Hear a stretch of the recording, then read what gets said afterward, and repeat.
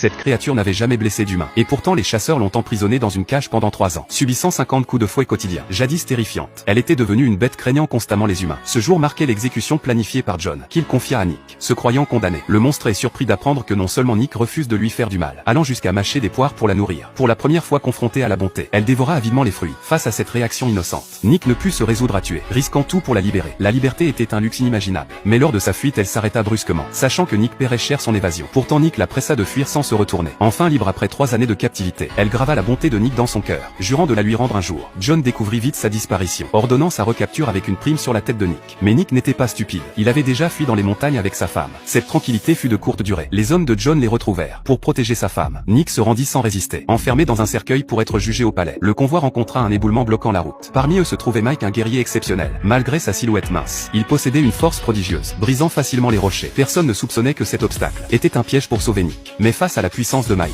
les sauveurs durent battre en retraite. À la nuit tombée, le groupe s'arrêta dans une auberge, où le personnel était étrangement accueillant, offrant même des bains de pieds gratuits, et une danse persane exécutée par 2 femmes fascinantes. Jacques, amateur de femmes fortes, fut ravi de cette attention. Il ignorait que l'aubergiste, le personnel, et les autres clients complotaient tous pour sauver Nick. Pourtant Nick restait serein avec Mike comme garde du corps. Mais Nick ne maîtrisait que le combat rapproché, impuissant face aux attaques à distance. Sa chute signifierait la défaite du groupe. Alors qu'il s'apprêtait à ouvrir le cercueil, une tempête soudaine éclata. Des éclairs déchirèrent le ciel, annulant l'approche d'une présence terrifiante. Dans un grondement de tonnerre, un nuage électrique fit irruption, révélant une petite créature adorable. Lisa, curieuse, tenta de la toucher, mais découvrit son dangereux pouvoir électrique. Avec un rugissement, la créature invoqua un brouillard noir, se transformant en un monstre géant. Malgré sa taille, elle se déplaçait avec une agilité surprenante, grimpant tel un singe dans l'auberge. Étrangement, elle n'attaqua personne, se contentant de rugir comme pour ordonner de déposer les armes. Mais les hommes provoquèrent l'animal, ignorant ses intentions pacifiques. Réveillé par les rugissements, Nick brisa son cercueil et surgit, sauvant ses compagnons in extremis, en s'interposant entre eux et la bête. À la vue de Nick sain et sauf, la créature reprit sa forme docile. Les retrouvailles après tant d'années firent monter des larmes dans ses yeux. Quand Nick tendit la main pour leur poignée habituelle, la bête la retira, rappelant les années de haine accumulées. Elle n'aurait jamais reparu sans le danger menaçant Nick. S'assurant du salut de son ami, elle repartit, de nombreux chasseurs étant toujours à ses trousses.